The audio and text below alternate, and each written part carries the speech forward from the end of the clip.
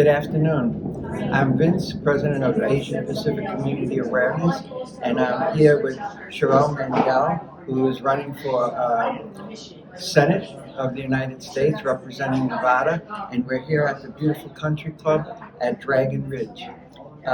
Sharelle, I'd like to ask you a question. When you become senator, what is one of the first pieces of legislation that you would like to present to the Senate?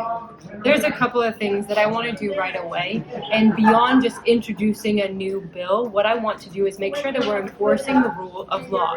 So we actually see things like fentanyl pouring over our borders, and now it's one of the highest killers of our kids. So that to me is something we need to urgently address. I have several pieces of legislation that I do want to introduce, but something that's really important is that we look at our priorities. If by that time when I get in there, we still have kids that are getting fentanyl and ensuring them, that's something I'm aggressively going to go after, number one. You mentioned something about the rule of law, and one thing I believe in, I think we have a lot of great laws on the books. Yes. I don't think we need to initiate a lot of new laws. I think we need to enforce the ones we have and maybe amend some of them to update them to the 21st century. I absolutely agree with you, and that's why when you asked that question, that's why I went in that direction, because I truly believe that we need less, not more. The ones that we do not have in place, like something that's as urgent for Nevada is our water issues. Right. That's something that I'm going to be aggressively going after. That's a piece of new legislation. We either need to amend our current allocation here at Lake Mead, or in addition to, we need to make sure that we're getting water from different sources, including, the Columbia or the Missouri. So one of those need to be brought into the mouth of the Colorado, so that way we can sustain all of this aggressive manufacturing and utilizing our lands here in Nevada. But what do you think about, that leads me to the question, what do you think about all the building and development that's going on? Right. That's tapping into our water supply. Right. So my piece is you cannot have a conversation about building our economy without making sure that we have the basic infrastructure in place. That means that we're a good city to live in. That means that our water rights. That means that our roads. That means our school systems. All those different pieces need to be addressed. And so if we're only talking about bringing in money to Nevada and we're neglecting these other three massive areas, I think we're not doing our due diligence, and we need other leaders in that place to make sure that we're making those issues at the forefront of every single person's topic. That's great. I just got my magazine from the Italian American Club last night. Yeah. And the speaker is going to be, I believe she's the leader of the Nevada Water Authority. Or the Las Vegas. Wonderful. If you'd like to come, please let me know. Absolutely. Because I have to reserve a seat for you. I would love that. Jay Dixon, also he's running for office up north, and he's been on the water board for a long time in a couple of different positions. But him and I talk about water rights. He's like, you are one of the only ones, when he's talking to me, one of the only ones talking about the water in Nevada. Yes. It is a very valuable resource. If you take a look, our second intake is above water. It has been shut off. We have 3. Our second intake has been shut off. You should also talk to this gentleman, Christopher Dare, who's running for Secretary of State. He also, I believe, in Sparks, sits on the Water Commission. Okay. When you're in Senate, you're going to be a freshman senator. Correct. And we know from university, when you're a freshman, people try to run all over you and get you to be on their side. Are you going to be easy to be bought out by the establishment in Washington?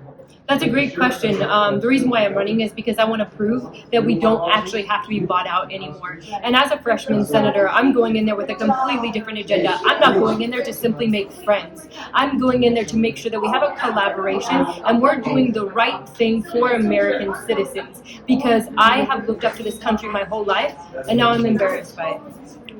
I agree with you. I spent over 14 years in China. That's where I met my wife. And my She's friends beautiful. kept saying, thank you. kept sending me emails telling me what was going on. I said, come on, that doesn't happen in America. Yeah. But when I came back here and I said, I can't believe this. Yeah. And being a veteran, I said, this is not what I fought for, so I wanted to get involved. Yeah, absolutely.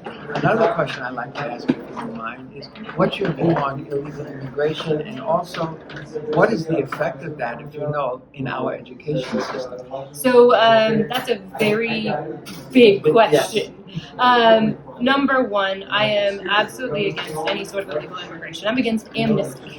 So I'm going to take that a step farther. Okay, I'm very big advocate of making sure that people come through the right way, because we have so many individuals who have it's taken them 10 years in order to get their citizenship, but they've done it the right way. We need to make sure that we're rewarding that and not the illegal immigration, housing them in Scottsdale, Arizona, and then giving them free phones, stipends, free medical, while we actually have our veterans sitting on the side of the street and our education is in the bottom of the barrel. So how that impacts our education. So I do not have the direct statistics, but I do know that we have a standardized testing. So if we have individuals that have English as a second language and they're not able to test or perform as well as the other children simply because of a couple of language barriers, then the entire test scores drop.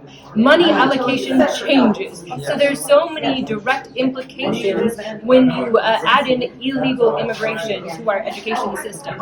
I agree. You mentioned amnesty, and when you talk about the kids who were born here because their parents came in here illegal, and I'm still up in the air about this. I don't think we should give amnesty to everyone, but I'm open to listening to a discussion about, well, it's not the fault of these kids that are here. What should we do with them? Should we put them on a pathway to citizenship? And if they have a criminal record, then they have to be deported. So I want to go back to rule of law.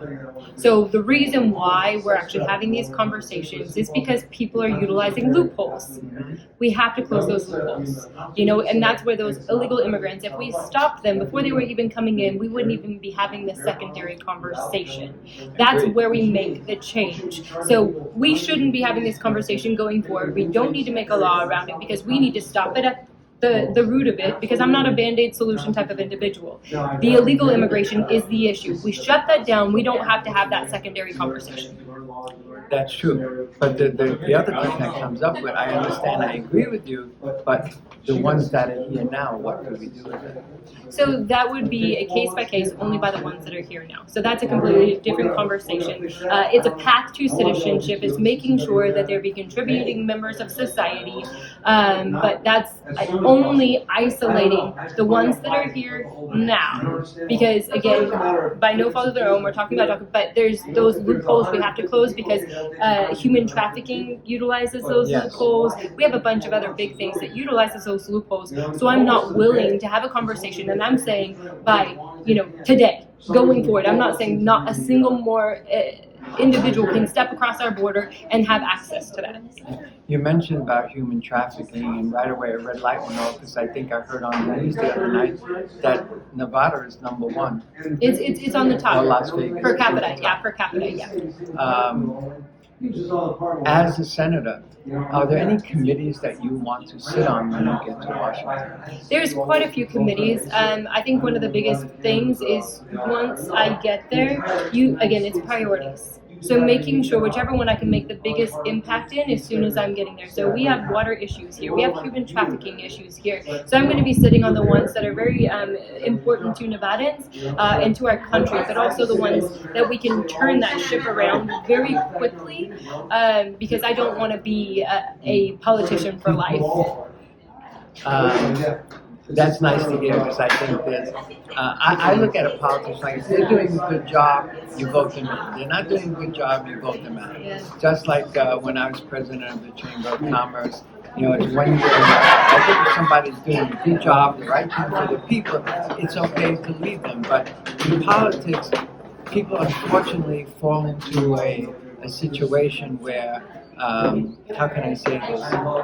They become part of the good old boys club. Yes, absolutely. And they don't do what's right for their constituents Yes, anymore. I agree. In closing, what would you like to say to our viewers and get them to support you?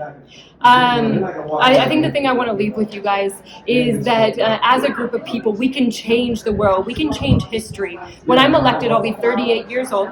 I'll be the youngest female Republican senator in history. I love this country. I love every single individual and race that makes up what I love about our country. So the only way we make these changes is if we come together. So I humbly ask for you to vote Sharelle Mendenhall for United States Senate. You can find out more about me at Sharelle4Senate.com. And the last question is, when you become senator, will you remember my name? When I become senator, I will absolutely, thank you. I will absolutely be making sure that everybody knows that their vote counted and every single individual that contributed to getting me here is important. And the reason why is, I think you've heard it in my story, I was a nobody from nowhere who had to work my way up from the bottom. And I want to make sure every single person knows, no matter what your past looked like, you can become whoever you work to be. And that's why this is a great country. It is. And I thank you very much for taking the time, and I wish you good luck. Thank you so much. Thank you for having me.